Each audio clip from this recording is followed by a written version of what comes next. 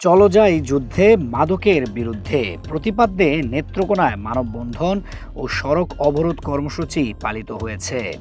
বুধবার বেলা ১১টার দিকে জেলার পূর্বধলা উপজেলার নেত্রকোনা ময়মনসিংহ ঢাকা মহাসড়কের শ্যামগঞ্জ বাজারে বিভিন্ন শিক্ষা প্রতিষ্ঠান ও এলাকাবাসীর আয়োজনে ৪০ মিনিট ব্যাপী এই মানববন্ধন হয়।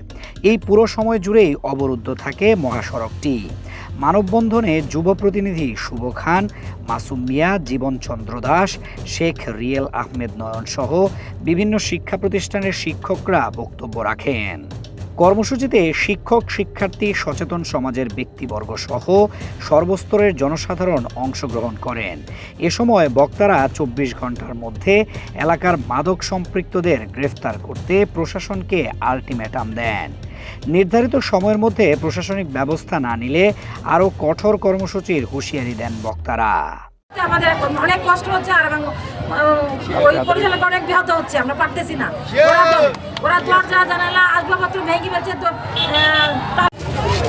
আজকে জালসুকা যুব সমাজ কর্তৃক আয়োজিত মানববন্ধন এর মূল উদ্দেশ্য হচ্ছে জালসুকা থেকে মাদক উচ্ছেদ করা। এখানে মাদকের কোনো ঠাঁই নাই।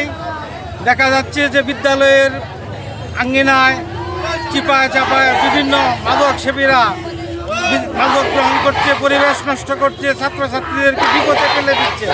যুব সমাজ আজকে বিপদে চলে যাচ্ছে। এই অবস্থায় এই যুব সমাজ যে উদ্যোগ নিয়েছে তাদেরকে আমি আন্তরিকভাবে ধন্যবাদ জানাই। আপনাদেরকে আমরা হুঁশিয়ারি করে বলতেছি যে আগামী ২৪ ঘন্টার ভিতরে যদি আপনারা মাদকের বিরুদ্ধে অ্যাকশন নিতে চান, আমরা আগামী ২৪ ঘন্টার পরে আমরা এর সাথে আরো ভয়াবহ অবস্থা তৈরি করব। কিন্তু এবং আমাদের এলাকাবাসীর মুরব্বিয়ানদেরকে বলতে যাচ্ছি, আপনারা আজকের পরে যদি আমাদের সাথে একত্রিত না হন তাহলে আপনাদের কিন্তু খবর আছে। মানববন্ধন চলাকালে মহাসড়ক জুড়ে দীর্ঘ যানজটের সৃষ্টি হয়। পরে শ্যামগঞ্জ পুলিশ ফাঁড়ির ইনচার্জের আশ্বাসে অবরোধ প্রত্যাহার করেন মানববন্ধনকারীরা।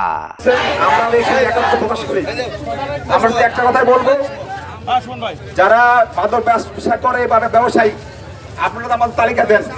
আমরা কিন্তু ইতিমধ্যে এই সংগঠনের সাথে অলরেডি রেট দিয়েছি, ওনারা তারিখ আগে দিয়েছে, সে কাজ করেছি। আমি আশ্বাস দিচ্ছি আপনারা যে আলটিমেটাম এর মাধ্যমে অবশ্যই এর দৃশ্য কোনো কার্যক্রম দেখতে পারবেন, অন্যথায় আপনারা আমাদের বিরুদ্ধে ব্যবস্থা নিতে পারবেন। আমি এটা একদম আশ্বাস করছি, আশ্বস্ত করছি যে আমাদের কোনো পুলিশ সদস্যের সাথে জড়িত নয়। আপনারা আমাদের সাথে থাকেন, তালিকা দেন, আমাদের সহযোগিতা করে দেখেন আমরা কিছু করতে পারি কিনা।